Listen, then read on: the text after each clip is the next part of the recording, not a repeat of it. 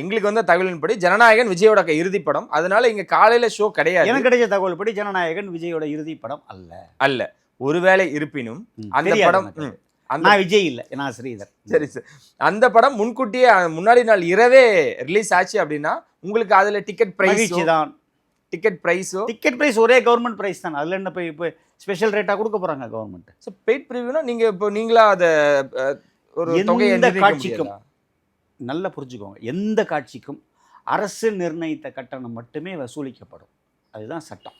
எல்லாருமே ஒரு குற்றச்சாட்டு என்ன வைக்கிறாங்கன்னா, ரெட் ஜெயிண்ட் இருக்கு, பராசக்தியோட ஆதிக்கம் தொடரப்போகுது, ஜனநாயகனுக்கு இப்பயே ஸ்கிரீன் கம்மி பண்ணிட்டாங்க, இது 9ஆம் தேதி ரிலீஸ் ஆகுது, அது 14ஆம் தேதி ரிலீஸ் ஆகுது, என்ன நடக்க போகுது சார்? உங்களுக்கு இது வரைக்கும் அந்த தகவல் என்ன அப்படின்னு தெரிஞ்சுக்கலாம்.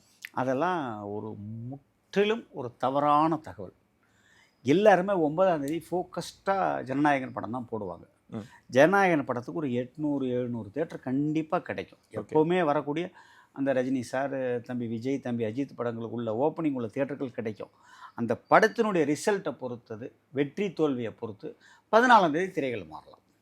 14ஆம் தேதி மாறலாம். சமூக வலைத்தளங்களில் ஒரு போஸ்ட் பார்த்தேன் சார். கீழே ஜனநாயகன் போஸ்ட் இருக்கும், மேலே பராசக்தி போஸ்ட் இருக்கு. அது நான் உங்களுக்கு சென்ட் பண்ணுறேன். அது பார்க்கும் பொழுது இதுதான் ஜனநாயகனுக்கு நடக்க போகுது, பார்த்தீங்களா, ரெட் ஜெயிண்ட் இந்த படத்தை அமுக்க பார்க்குறாங்க, ஸ்க்ரீனிங்கை கண்டிப்பாக குறைச்சிருவாங்க, உள்ள இந்த போடியமில் வைக்கக்கூடிய அந்த போஸ்டர்ஸ் முதற்கொண்டு தேட்டர் உரிமையாளர்களுக்கு ரொம்ப ரிஸ்ட்ரிக்ஷன் கொடுக்குறாங்க அப்படின்னு ஒரு விஷயம் வந்துகிட்டு இருக்கு. சார் ஓப்பனாக பேசுகிறோம் சார், அந்த மாதிரி ஏதாவது ஃபேவர் பண்ண போறீங்க? அந்த மாதிரி எதுவுமே இல்லை.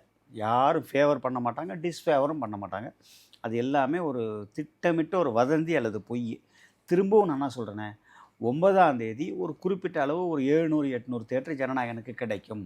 10ஆம் தேதி 11ஆம் தேதி காலையில் இந்த படத்தோட ரிசல்ட் எல்லாருக்குமே தெரிஞ்சிடும். யாரை ஏமாற்ற முடியாது. இப்போ ஜனநாயகன் இன்னி வரைக்கும் யாருக்கு என்னன்னு தெரியாது. 9ஆம் தேதி காலையில் 9 மணிக்கு அது ஸ்க்ரீனில் கொண்டு வந்து விட்டாச்சுன்னு சொன்னால் 12 மணிக்கு ஒன்றால், அந்த தம்பியால், இந்த தம்பியால், என்னால் யார் வேணால் அந்த படத்தை ஜட்ஜி பண்ண முடியும். இது 2 வாரம் ஓடுமா, 3 வாரம் ஓடுமா, 3 நாள் தான் ஓடுமான்னு ஜட்ஜி பண்ண முடியும்.